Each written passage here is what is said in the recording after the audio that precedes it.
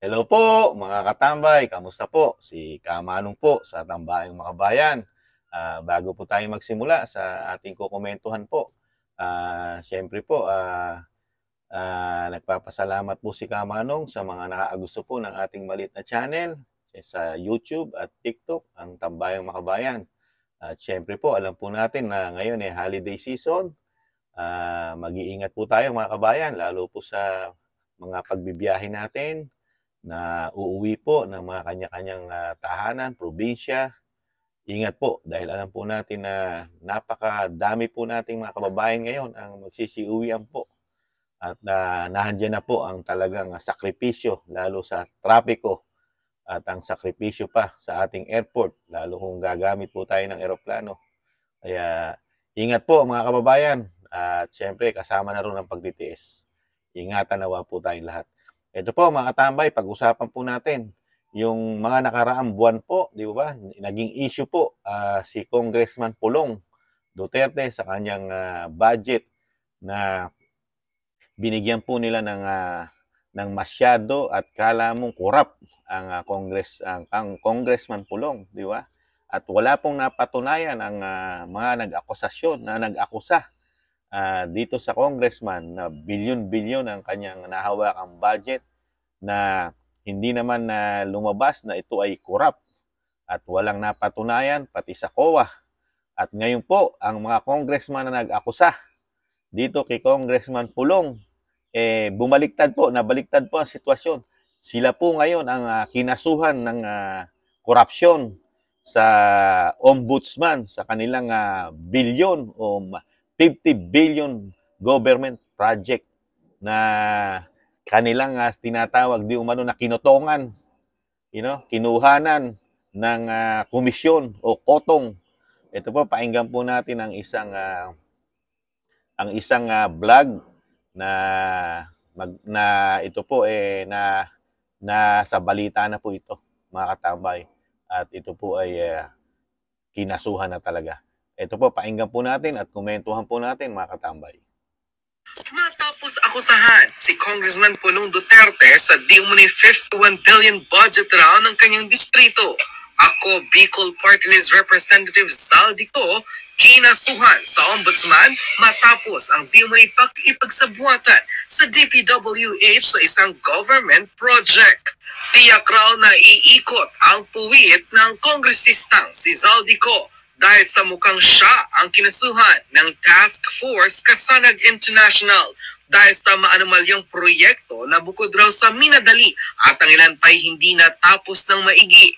Di umay nakipagsabuatan ito at ang dalawa pang kongresista para sa mga di umay kickback nila sa 50 billion project ng gobyerno na nakalaan sana sa Cordillera Region.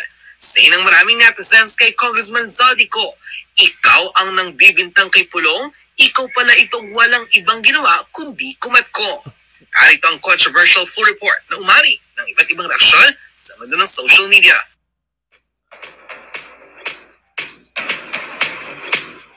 Karma as its finest.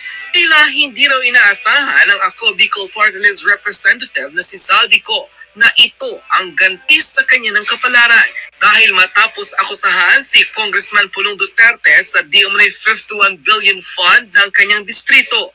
Kinasuhan si Zaldico ng Task Force Kasanag International kasama pa ang mga kongresistang si Eric Yap at ang congressman na si Edwin Garjola sa di umano'y illegal na kikipagsabuatan sa DPWH para sa di umano'y kickback nila sa government project na nagkakahalaga ng 50 billion pesos.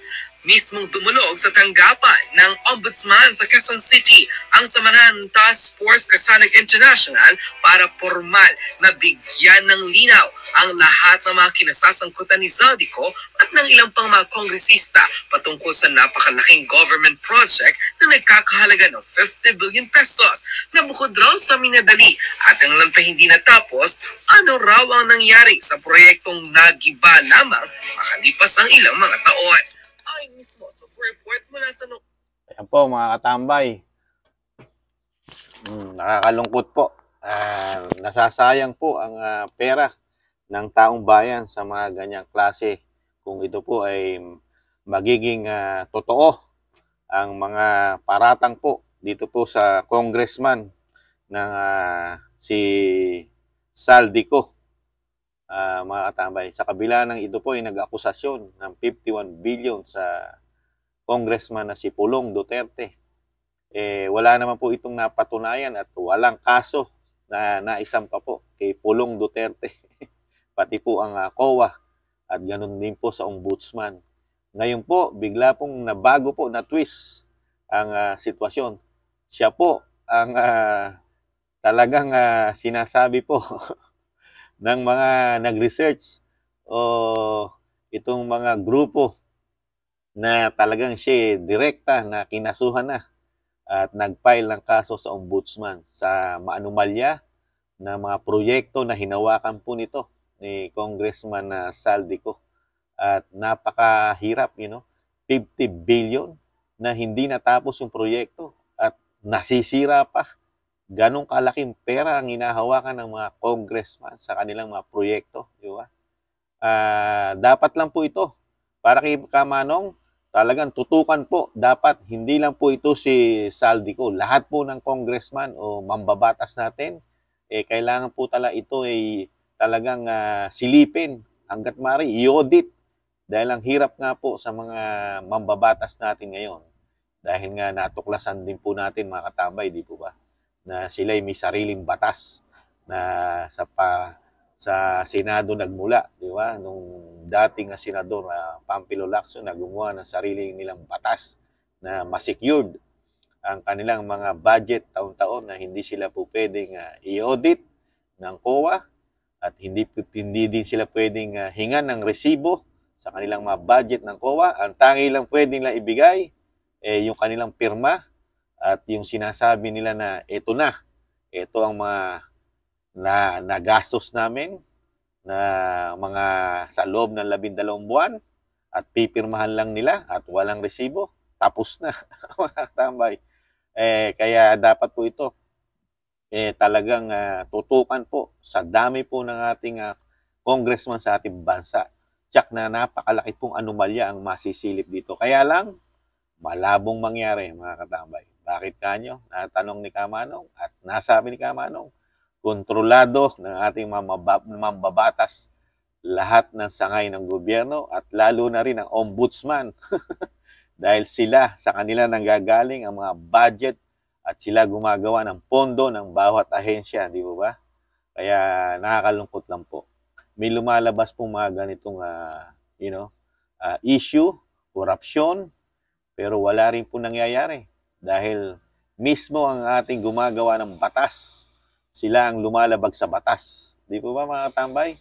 Kaya tama yung sinasabi ni Pangulong Duterte, open the book, dahil ang ahensya ng Kamara at ng Senado, di umano, ayon kay Pangulong Duterte, worse, rotten, ang mga bulok na konstitusyon. Di ba? Kaya mismo ang dating presidente, naghahamon na nga di ba? Na open the book ang Kongreso at Senado at pati siya mismo, i-open niya ang book niya. Di ba? Handa siya magpa-audit. Di ba? Magmula nung siya maging alkalde at naging presidente ng Pilipinas. Pero never sumagot ang ating mga mambabatas sa hamon ng dating Pangulo. Pero yan, nakita niyo po, isang kongresista pa lang yan. At may mga kasangkot ding congressman po dito po sa natuklasan pong ito. At isinampa na po sa ombudsman. At sana po maging fair justice po at ang investigasyon ng ombudsman po dito po sa napakalaking pera na 50 billion na walang pinatunguhan at nasayang lang ang proyekto. At ang sinasabi nga, hindi naman daw nasayang ang kickback, di umano, ang mga komisyon, ang mga dahil yun nasilid sa malalaking bulsa, di umano, ng ating mga politiko. Di ba, mga tambay? Yan po ang klase ng mga politiko natin na unti-unti na po silang natatanggalan po ng maskara, di ba, mga katambay? Unti-unti na po, nahayag na po ang kanilang lihim na napakatagal na po nilang itinago sa ating mga Pilipino. Pero ngayon, nabubunyag na po sila kung gaano po sila magkamal, di umano ng limpak-limpak na salapi sa atin, sa pondo, sa taxpayer ng mga Pilipino. Taon-taon po yan mga katambay, taon-taon. Ganun po katindi, di umano. Kaya kayo po, ano po masasabi nyo mga katambay? Ito po ay komento ni Kamanong. Lahat po tayo ay pwedeng magkomento. Yan po ang komento ni Kamanong. Nangihinayang lang si Kamanong sa mga pera na nawawaldas at nakukurap sa ating bansa na sana'y nalalagay sa tama. Kaya lang talagang ganun po. Laganap na talaga di umano korupsyon sa ating bansa. Kaya yan po ang naging balik kay Saldico sa kanyang maanumalyang bintang kay Congressman Pulong Duterte na wala rin naman napatunayan. Sa kanya sumipa ang mga bintang niya kay Pulong, mga katambay. Yan lang po, mga katambay, ang komento ni Kamanong sa kay Congressman Saldico, mga katambay. Ngayon, maghanda-handa ka na at nabunyag na ang iyong mga di umano mga anomalya. Sana magising din ang mga Pilipino dahil ito po ay isang party list, mga katambay.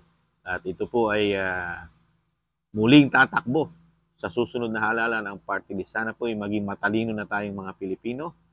At pumili naman tayo ng tinatawag na makabayan na maglilingkod talaga at hindi maglilingkod sa kanilang bulsa. Di ba? Nako. Kaya isip-isip din po mga katambay. Yan lang po mga katambay, ang munti at kapirasong komento ni Kamanong. At sinasabi po lagi ni Kamanong, mahalin natin ating bansa. Siyempre po, hindi sa gyera, sa pakikipag-usap. Tiis-tiis lang din po. May pag-asa pa tayong makabangon muli. Siyempre, paalam. Bye-bye. Ingatan nawa.